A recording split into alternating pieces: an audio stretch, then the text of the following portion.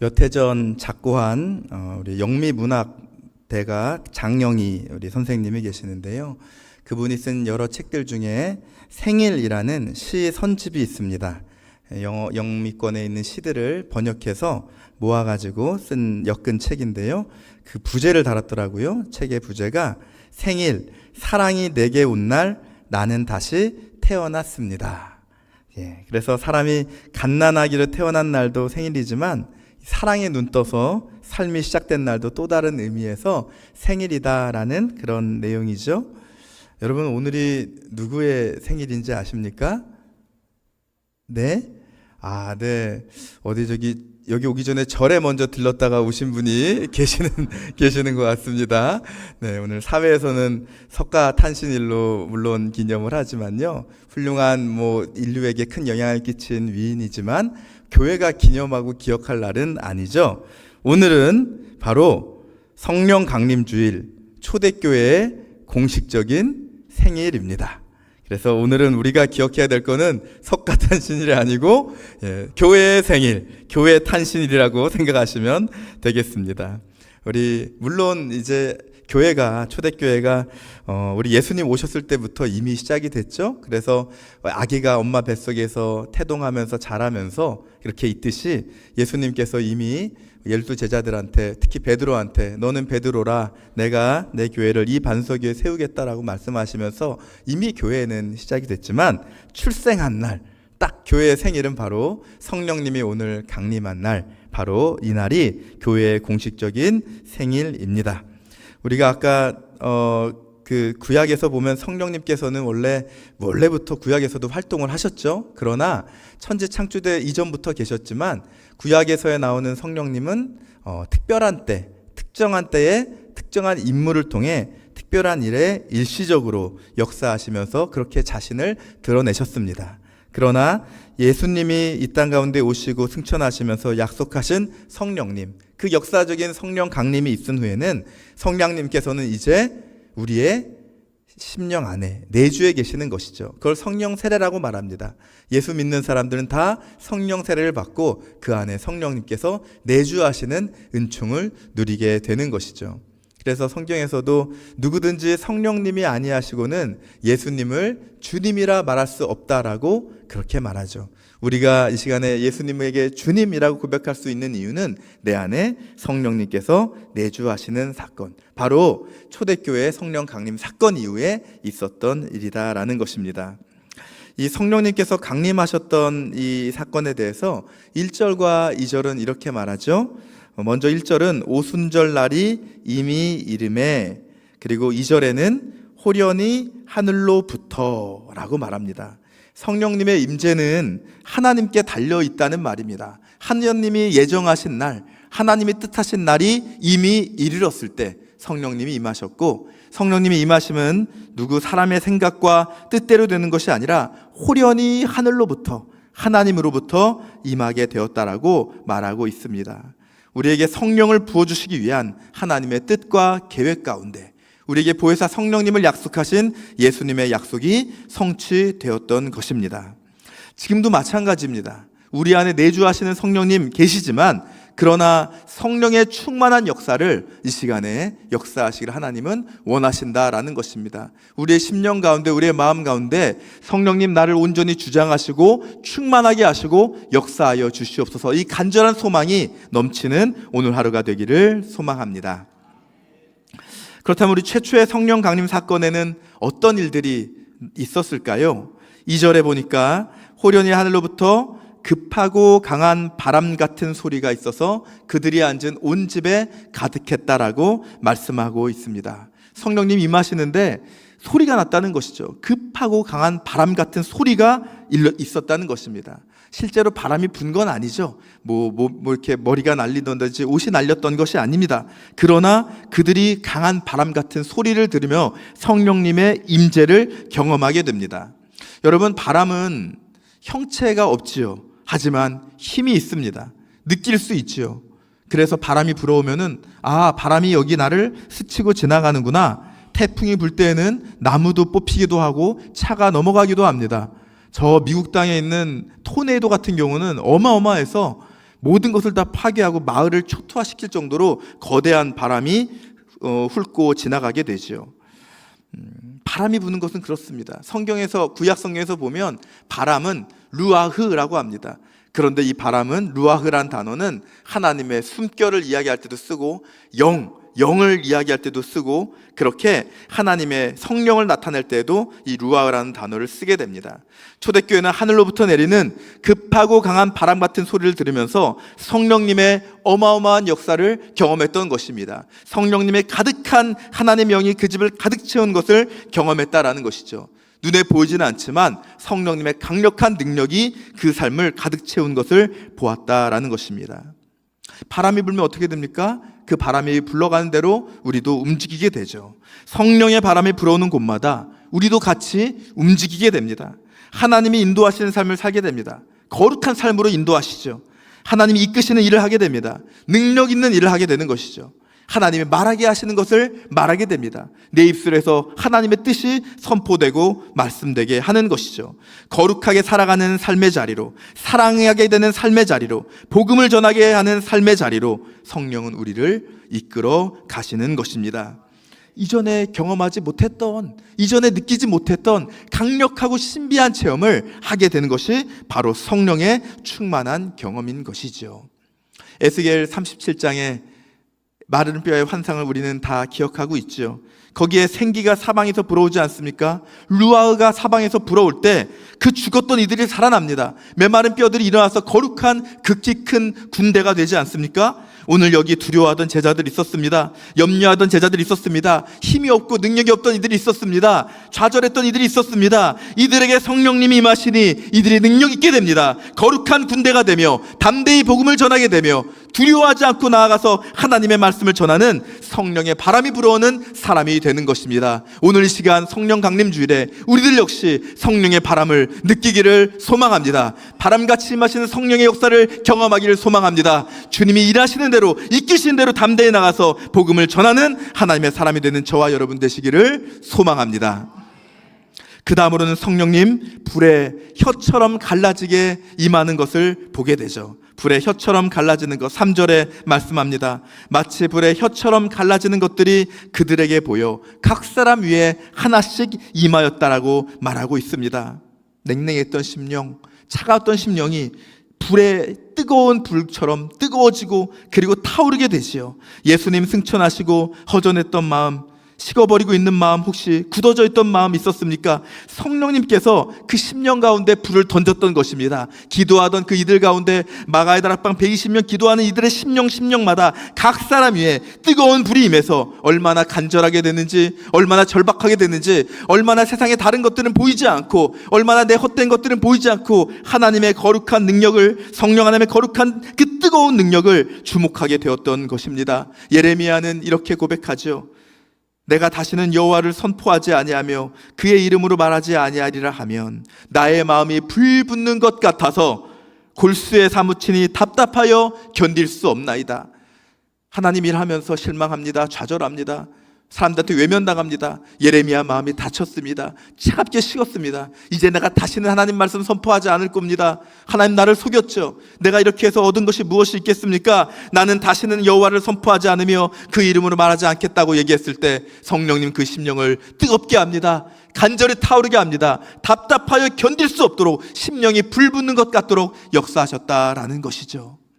사도 바울이 힘듭니다. 고린도후서 5장에 보면 수많은 사람들에게 핍박을 받고 조롱을 받고 멸시를 받고 무시를 당해서 너무나 힘들어하고 있을 때 성령 하나님께서 그를 강권하게 됩니다. 우리가 만일 미쳤어도 하나님을 위한 것이요 정신이 온전하여도 너를 위한 것이니 그리스도의 사랑이 우리를 강권하시는도다. 성령 하나님의 역사로 말미암아 하나님 영광 위에 그리스도의 사랑이 내 심령을 뜨겁게 타오르게 했던 것을 그는 경험했던 것입니다.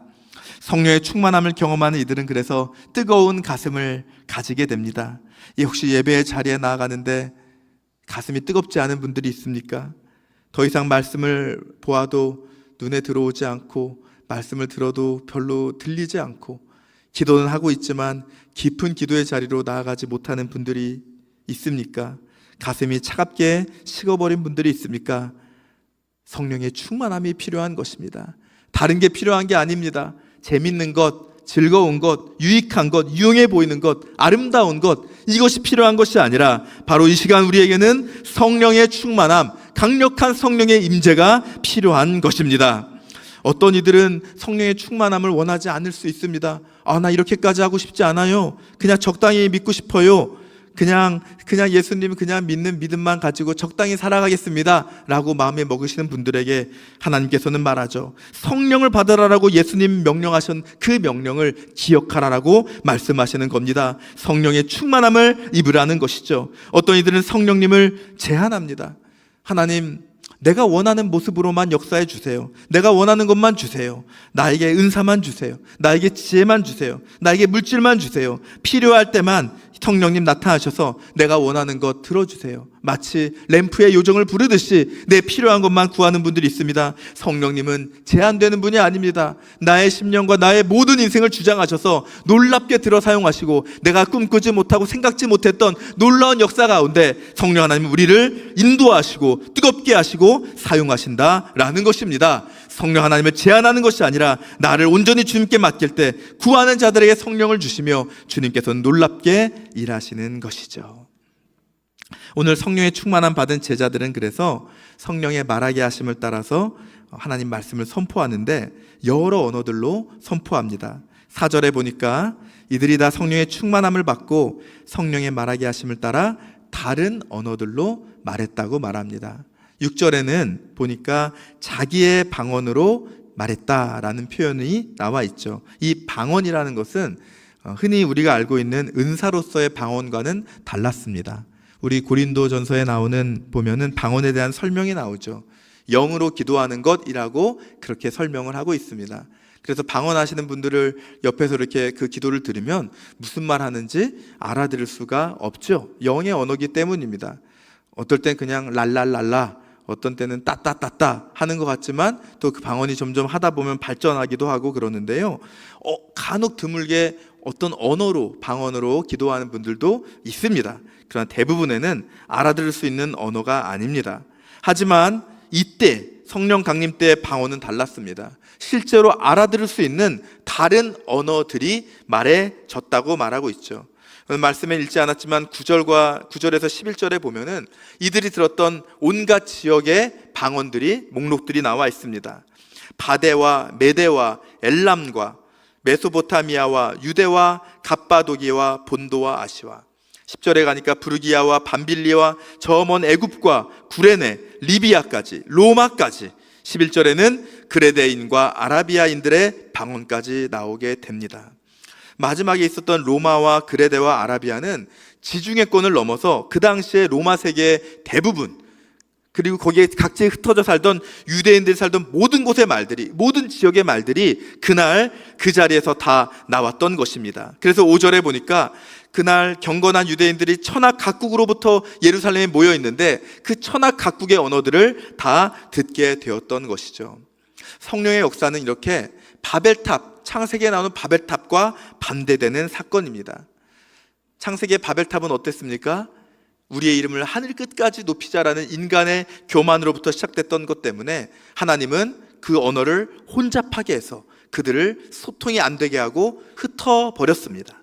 하지만 지금 하나님으로부터 내려오는 이 성령님의 강림은 그 수많은 언어들을 한데 모여서 그 언어들을 알아듣게 합니다.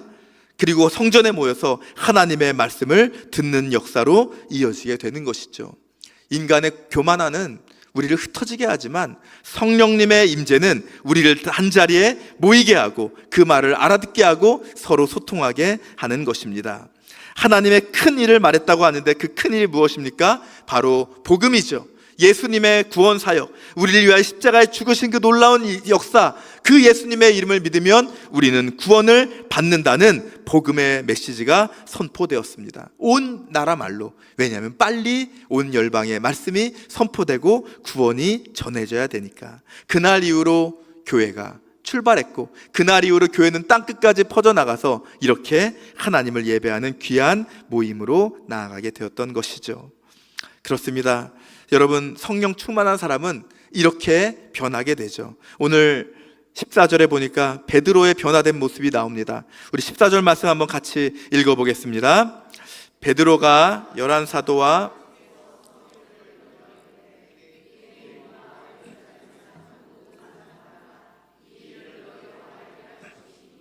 내 말에 귀를 기울이라. 아멘. 여기 베드로가 혼자 서 있지 않습니다. 예전에 베드로는 혼자 섰었죠. 내가 천상천하 유아독존, 모든 사람 예수님 버려도 나는 예수님 버리지 않는, 나만은 성공하는 사람, 나만은 가장 훌륭한 제자, 그게 베드로의 프라이드였습니다. 그리고 같이 있어도 언제나 이들은 누가 높은지 서로 다퉜습니다. 서로 못마땅하게 여겼죠. 저 제자는 왜 성격이 저럴까? 왜 저 제자는 왜 말을 저렇게 할까? 왜 행동을 저렇게 할까? 서로가 서로에게 불만과 그리고 원망이 가득했어서 언제나 다투었습니다. 하지만 오늘 베드로 11제자와 함께 서 있게 됩니다. 성령의 사람은 혼자 서는 것이 아니라 함께 일어나서 주의 일을 하는 사람이다 라는 것이죠. 두 번째로 그는 큰 소리로 말씀을 선포합니다. 요엘에 나오는 성령 강림의 약속의 말씀이죠. 말세 내가 내 영을 모든 육체에게 부어주겠다. 하나님의 말씀을 담대하게 전하는 것을 보게 됩니다. 더 이상 베드로가 두려워하는 모습이 사라졌습니다. 나는 무식쟁이 어부라서 못합니다. 그렇게 움츠러들지 않았습니다. 나는 스승을 팔았던 죄인입니다. 물러나지도 않았습니다. 담대히 하나님의 말씀을 외치며 성령의 충만함을 힘입어서 선포하고 있는 것입니다. 여러분, 성령님 충만하면 이렇게 됩니다. 갈라졌던 마음이 하나가 되고, 그리고 서로 미워했던 마음들이 다 내려놓게 되고, 서로 용납하며 신뢰하며 그리고 하나 되는 것이죠. 베드로와 함께 있던 이 11제자 중에는 맨 나중에 가룟 유다의 빈자리를 들어온 마띠아라는 사도도 있었습니다. 그래서 마띠아가 들어온 것은 열흘도 채 안 됐죠. 예수님 승천하신 이후에 12명의 제자가 한 자리가 비어있으면 안 된다고 해서 제비를 뽑아서 마띠아를 세웠습니다. 베드로가 이렇게 이야기하지 않았습니다. 이제 갓 사도 됐다고, 이제 사도 된 지 열흘도 안 된 머리에 피도 안 마른 사도가 어찌 감히 내 옆에 선단 말인가? 라고 하지 않았습니다. 하나님 부름받은 거룩한 사도 12사도가 함께 모여서 예수님의 12제자였던 그 귀한 그 숫자를 채워서 하나님 앞에 이제 교회의 출발을 알리며 복음을 담대하게 선포했다라는 것이죠. 우리들 역시 마찬가지입니다. 우리들도 두려워하지 않고 어려도 됩니다. 연약해도 됩니다. 하나 되어서 하나님 하신 그 큰 일, 그 놀라운 역사를 담대히 세상 가운데 외치게 되는 것입니다. 2장 하반절에 가면은 이 사건이 얼마나 큰 결과가 이어졌는지 나옵니다. 무려 그 자리에 있던 수많은 사람들 3,000명이나 그 말씀 듣고 회개하며 자복하게 됩니다. 강팍하던 사람들, 세술에 취했다 조롱하던 사람들, 무시하던 사람들이 성령의 역사로 주님 앞에 돌아오게 됩니다. 회개와 부흥의 역사가 바로 그 자리 가운데 나타났던 것입니다. 그 성령님의 역사는 계속해서 우리 가운데 나타났죠. 우리나라도 어땠습니까? 우리나라도 초기 한국교회 초기 때 놀라운 성령의 역사를 경험하지 않았습니까? 나라의 운명이 다 기울어져서 어둡고 어두웠던 시기, 가장 암울했던 그 시기에, 가장 다른 것을 기대할 수 없던 그 시기에 성령님께서 강림하시는 놀라운 사건을 경험하지요. 1907년에 평양 대부흥을 잘 아실 것입니다. 그 대부흥이 있기 몇 년 전 1903년 원산에서부터 대부흥의 역사는 시작이 되었습니다.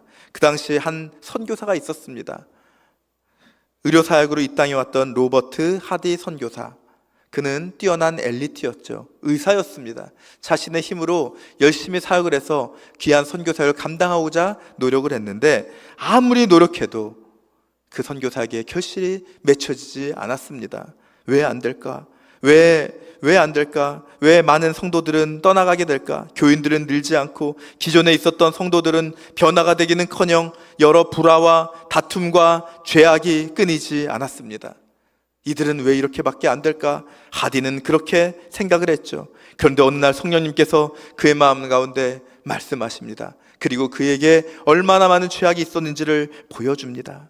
그는 결국 기도의 자리에서 눈물을 흘리며 울면서 자기의 죄악을 고백합니다. 내가 동료 선교사들 앞에서 명문대를 나왔다는 우쭐함으로 사람들을 대했습니다. 내가 의사라는 교만한 마음을 가지고 성령님을 의지했던 것이 아니라 나의 의술을 의지했습니다. 조선 사람들, 저 꾀지지한 사람들, 우리와 인종부터 다르다고 우월한 마음으로 그들을 바라보았습니다. 그들을, 한국인을 이해하지도 않고 사랑하지도 않고, 한국 음식, 먹을 수 없는 저 음식, 빵과 커피, 선교부에서 보내준 그 음식을 먹으면서 나는 그들과 다르다는 생각을 갖고 살았습니다. 내가 죄인입니다. 회개할 때 원산 땅에 복음이, 부흥이 임하기 시작합니다. 놀라운 성령의 역사가 나타나기 시작하는 것이죠. 원산에서 서울로, 목포로 온 땅 가운데 복음이, 그리고 부흥의 역사가 퍼지게 됩니다. 결국 평양에서 한 설교자가 이야기합니다. 그렇게 긴 설교를 한 다음에 이 조선 땅에서는 누가 성령님의 임재를 갈망합니까? 물어봅니다. 누가 성령님의 임재를 갈망한 사람 여기 없습니까? 이야기할 때 한 명, 길선주 장로님이 손을 들고 저요라고 이야기합니다. 그러자 이쪽에서 저쪽에서 저요, 저요, 내가 원합니다, 내가 원합니다. 그러면서 그들은 손을 들고 일어서기 시작합니다. 평양 대부흥의 시작이었던 것입니다. 이 부흥의 자리에 놀라운 회개의 물결이 일어납니다. 길선주 장로님은 엎드려서 기도합니다. 내가 아간과 같은 존재였습니다. 하나님의 것을 자기 것으로 뺏었던 아간과 같은 존재가 나였습니다. 내가 죽어가는 친구가 있는데 그 친구가 임종을 맞이하기 직전에 유언으로 나한테 남기면서 여기 있는 이 돈 100원, 당시에 큰 돈인데 이거 우리 가족들을 위해서 써달라고 했던 그 돈 내가 가졌습니다. 내 마음대로 사용하고 말았습니다. 나는 겉으로 볼 때는 점잖은 사람, 교회 지도자인 것처럼 보였지만 그렇지 않았습니다. 회개했던 것이죠. 어떤 사람들은 선교사를 미워했다고, 어떤 사람들은 내 시어머니, 내 며느리를 미워했다고, 내 가족을 미워했다고 회개해야 자신의 죄의 고백이 나타나기 시작합니다. 어떤 사람은 이렇게 고백합니다. 아내가 병들어 죽어갈 때 나는 그 아내에게 한번 가보지 않았습니다. 오히려 이렇게 왜 병들고 죽어가냐고 그를 증오했지요. 그가 죽은 날은 설날입니다. 왜 하필 설날에 죽어서 친구들과 함께 명절을 즐기지도 못하게 했냐고 아내를 증오하고 저주했습니다. 내가 죽일 놈입니다. 회개합니다. 어떤 여인은 청일전쟁 피난길에 우는 아이를 업고 있었는데 이 아이를 업고 도저히 피난길을 다 가지 못할 것 같아서 아무도 모르게 나무에 그 아이를 부딪혀서 죽게 만들고 나만 살아남았습니다. 울고 그리고 회개하고 자복하게 되었던 것이죠. 그 자리에 성령님이 임하셨습니다. 주님 앞에 죄를 고백하는 그 순간에, 나의 모든 허물을 주 앞에 올려드리는 그 순간에, 바로 내가 죄인이라고 고백하는 그 순간에 성령님의 강력한 역사와 임재를 경험합니다. 그들의 모든 죄가 불태워짐을 그들이 경험합니다. 그들의 성령님의 복음의 바람이 일어나는 것을 경험합니다. 미지근했던 10년 가운데 뜨거운 불길이 임하는 것을 경험합니다. 내 죄가 회개되며 정결하며 거룩해 되며 하나님의 놀라운 비전을 꿈꾸게 되었습니다. 원망과 불평이 사라지며 감사 찬양이 넘치게 되었습니다. 주의 말씀 붙들며 이 세상 이 한 몸 주님 영광에 살겠노라고 다짐하며 그렇게 헌신하는 놀라운 불길이 평양 대부흥 그 자리 가운데 임했던 것입니다. 오늘 이 시간 성령 강림주일, 우리도 마찬가지입니다. 우리 교회도 마찬가지입니다. 성령의 충만함이 필요합니다. 성령의 임재가 필요합니다. 성령의 역사가 필요합니다. 온 마음을 열고 주님 성령 하나님 우리 가운데 임재하여 주시옵소서. 우리를 뜨겁게 태워주시고 우리의 죄를 태워주시고 성령의 거룩한 역사로 인도하여 주시옵소서. 나아가 세상 가운데 주의 복음 전하게 하여 주시옵소서. 간절히 기도하며 사모하며 이 성령의 충만한 역사를 사모하며 이 성령 강림주의를 보내며 나아가는 저와 여러분 되시기를 소망합니다.